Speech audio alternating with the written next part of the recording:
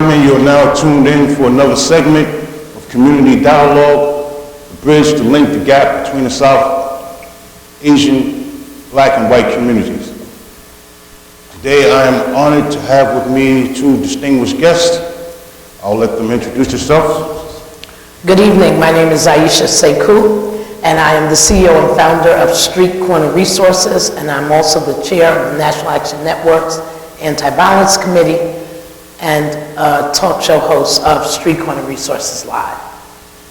Hello, my name is Ricky Jones, and I am the director of Harlem Restoration Project, and I'm also the host of a wonderful show called Unlock on WHCR 90.3 FM. Okay. And Sister Iesha, why don't you let the viewer audience know some of the things you're involved with? Well, the first thing that I am involved in that I am most proud of is Street Corner Resources, of which I am the CEO and founder. And Street Corner Resources works diligently to help young people change their lives, particularly where violence is concerned. So we do an enormous amount of outreach. We do workshops in public schools.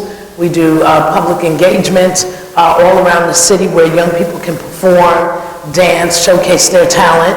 We also have a music studio that is housed in Harlem Renaissance High School. And the music studio really belongs to the community, the school, and the community around the school. Street Corner Resources was a privilege to advocate for that funding from Councilmember Inez Dickens, of which we just recently had the ribbon cutting for that music studio. So my organization focuses on helping young people make better decisions in their lives, looking at ways to enhance their lives, and for those that are probably prone to violence in some way, to stay away from gun and gang violence, and to also use their talents as a way to gain a reputation as opposed to gaining a reputation in the street. And we also advocate, young people, we get them to advocate for themselves and other young people, but also to use their activist voice to call for an end to violence and stronger laws around the issuance of guns. So essentially you're getting the youth in the communities that we are involved with to become more activists, become more involved in finding the solutions to their own problems. Exactly, and oftentimes we don't talk to young people. We talk to everyone else but them. And we want to tell them how to fix the problem. Well, if they are the creator of the problem, some of them, or they are around those that are creating the problem, they have the ear, they're able to infiltrate other groups and be with other young people talking about these things. 9 times out of 10, these young people have some idea of what possible solutions we can bring forth. And so we use music, we use different mediums in order to get them engaged and get them talking and get them solution-driven to work towards the goal of changing their community and changing the lives of their friends and other young people. Okay, that's great stuff. How about you, brother? Yes, Harlem Restoration Project is an organization that's been around since 1977, trying to provide people who are formerly incarcerated with direction, transitional services. We also maintain affordable housing. We have about four buildings in Harlem with about 200 units that we manage. We also have an economic development program where we help people start up small businesses. And lastly, we have a thrift shop that provides secondhand goods for people who need startup furniture, startup clothing. Some of the people coming out of prison need startup clothing. Some of the people coming out of shelters need startup furniture, so we provide this free of service now. Okay, so let me ask you, I remember you mentioning something about, the originators. There was a few famous people that were on the board of directors at some point. Well, this organization was started, as I said, 1977, and one of the first couple of board members were people like Paul Newman, who his son tragically died in one of the vacant buildings in Harlem, and people like Ozzie Davis were on the board. And one of the things that they were looking for is to provide an opportunity for people who were formerly incarcerated to renovate these houses in Harlem and also be able to provide housing for themselves and also maintain them. So this is some of the origins of the organization. That's very interesting. Back to Iesha. Now, from what we just described, this seems to be like sort of an organic type of grassroots solutions, right? Because as you said, a lot of times we try to impose our thoughts or views. Sometimes it might be old school. Right. And kids may not respond to it. But now, from what I'm hearing from you, this is sort of like, okay, you're going to the youth and you're engaging them through their mediums that they use to come up with their own solutions. It's like very organic, grassroots type of, is that correct? Absolutely, and it's not necessarily all by the book either. Sometimes when things are out of the box, you have to get out of the box. And you have to go out of the box with the young people. And so they say that this gun violence is out of the box. It's just all over the place. It is an issue that we have to worry about. Every community is experiencing some degree of gun violence and young people acting out or just violence, period. So who better than to go to our young people, to go on the ground where some of these things, some of these actions are occurring in our community. And so we take it right to the streets. That's why the organization is called Street Corner Resources. We go to the street, we talk with young people about the problem, but we don't stay on the problem. We talk about the solution in a very open-ended kind of way, because there's no one way of doing anything. Right. And if we really want to know, we can't come like we're going to fix this. Right. No, we're not going to fix anything. We have to hear the voices of young people and hear what they say is a way to undo this thing that was created oftentimes by the young people themselves. Right. And I can attest to it. Iesha Sekou is about as grassroots as it gets. She's out there all the time. Gotta tip my hat to her. Brother Jones, tell us something about this new development you have going here called Occupy the Streets.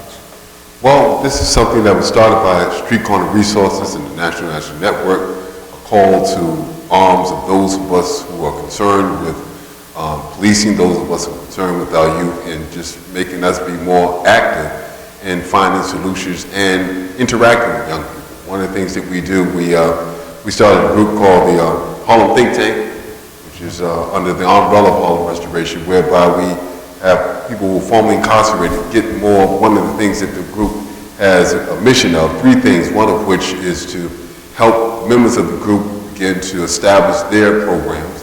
Secondly, to help those who we left behind still in prison.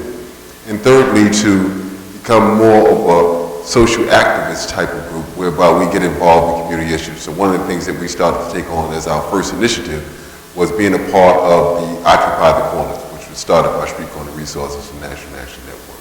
And we felt that by us being out there, those of us who were at one time considered a problem, now we are part of the solution. Now we are trying to interact with young people, providing resources, conversation, and some guidance for our presence. Okay. I actually didn't know that was started by you. Okay. Oh, absolutely. One of the things most people don't know is that Street Corner Resources, along with other organizations, early on, when gun violence, was not such a sexy issue, was not being talked about, was the issue that you spoke about in the dark in the corner somewhere. And when all of that was going on and young people were still losing their lives in the street, Street Corner Resources, Harlem Clergy and Community Leaders Coalition, along with a few others that are now organizations, some of those folk have started organizations, we went to the street to provide a positive presence, to talk with parents, to talk with young people, to look at how social media was influencing the violence in the street. And so the National Action Network came in years later, and after I had gone to Reverend Sharpton, and maybe once or twice, maybe three times, and said, this gun violence is an issue, we need to do something about it. And one day he said, Miss Iesha, I'm gonna help you do something about it. And so he called for an Occupy that brought out every politician you can think of.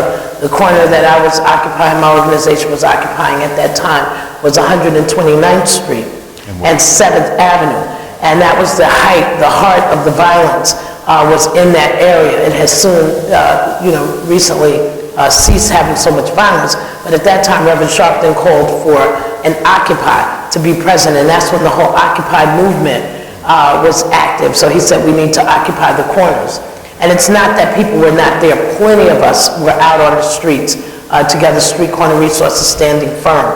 But the Occupy that he called brought out all of his connects, all of the people who can help do something. And so some we are still waiting for them to do something, and others have helped in different kinds of ways, and that means our local electeds and so forth. So if man, I mean, I'll put it to Rick, and you can answer. Who are some of the politicians that are assisting and who are friendly to these issues? As far as it relates to... I think everybody is somewhat sympathetic because as Sister Iesha Sekou mentioned, it's a sexy issue now. Some, people get behind it, but I see very few coming out on the corners. We are out there every Saturday night from 9 to 12. I've yet to see one walk by, drive by, or even wave by. So we're at a point now where we are just looking to take matters into our own hands because, when you don't have that occupied population out there like concerned citizens like us, we have a tendency of having a heavier police presence.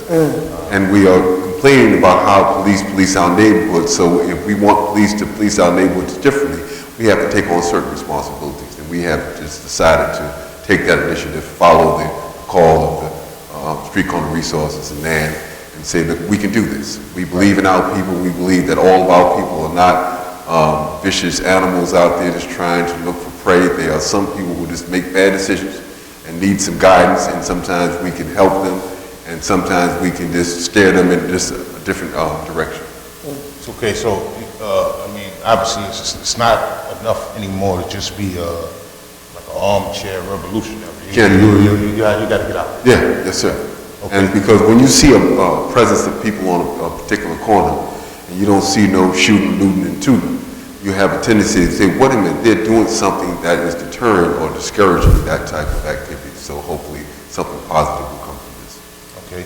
And from your standpoint, Iesha, what politicians, I know you mentioned Inez Dickens, but what other politicians that happen to be, not know so much, I don't know if it's really realistic to expect the politicians to get out there on the street. It is realistic. No, it is realistic. Because we have to remember that elected officials are just that. They are elected to be official in carrying out those things that we say are problems in our community that need to be taken care of. So they are not elected special people to sit in an ivory tower. They are elected officials to officiate over the community.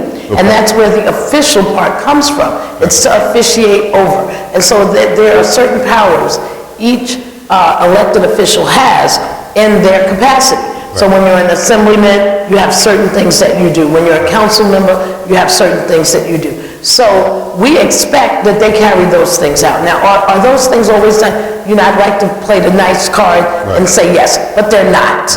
I've seen more politicians stand over dead children and make claims of action or claims of things they were going to do that they never acted upon.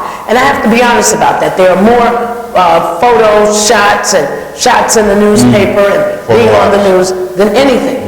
Now, but there are some, and I always would like to say that Councilmember Inez Dickens has really been at the forefront of dealing with the issue around violence. She's one of the politicians that not just stand in her office and make decisions. She's the one that funded the music studio. The music studio doesn't belong to my organization. It belongs to the school system, the Department of Education. But it's to keep young people away from violence and get better attendance. And then there are other officials who have given a little more lip service, and I'm not going to name names, than they did action. But we're expecting that as this gets closer to folks' doorstep, to their block, to people they know, and I hate for it to have to get to that point. We're hoping that gun violence doesn't touch anyone. But the truth is that we're seeing an increase more and more and more in the amount of violence that we're seeing across the city. So it means that there's actions that our Congress people can take. We've talked with Charlie Rangel, and I can say that in a lot of ways he's been supportive. Okay. The NAACP has been quite supportive, but we're asking our congressman, and I know that Mr. Rangel is already on board, that they push forward some of those bills that are sitting there that have to do with guns and how guns come into our community, and the gun show loophole, and the micro-stamping on bullets, which means that every bullet that's bought will have an identification number that traces back to the person who purchased it. There's a bill sitting there, it's been sitting there for a number of years, waiting to become law. We need all of our politicians on board, pushing forth those bills into law. But now this is not on a state level, you're talking about on a national level, federal. Right, it's on a national level. Right, okay. Right, all right. and then there are, Right. but right, the micro-stamp is on a national level. Right. But there are some things that our electeds right here can do. One, instead of police focusing on just, stop and frisk, that real intel can happen to find out where the guns are coming from. There's technology that can detect certain things. There's certain ways that they can do intel better to follow the gun runners. There are people who run guns from the south Yes. up north. And in running those guns, it's a certain time, it's a certain energy. There are gun shows that's going on when those things happen. So that's a good time to track. Okay. That's not happening. Now let me real briefly, what can people do to get involved? Well, they can contact myself, my Harlem Restoration Project. We are doing the Occupy every Saturday night on 119th Street and Advocate Power Boulevard. Our number is 212-662-8186. If you want to get involved, just touch base with us, and we are this range that you get a little training or a little orientation if you live in Harlem. And there also you can look at National Action Network website and NationalActionNetwork.net. and you can look at all of the sites that are, if not in your neighborhood nearby you. Okay. All right, now, and you, how can they get involved, get in contact with you, Iesha? Well, they can reach us at 646-377-8904. We have a website, scrnyc.org, that's Street Corner Resources, and they can also email us, streetcornerres@gmail.com. Okay, great. Okay, so, and I would definitely encourage everybody to get involved. This is great work to stay involved in. It's impactful, and it's meaningful.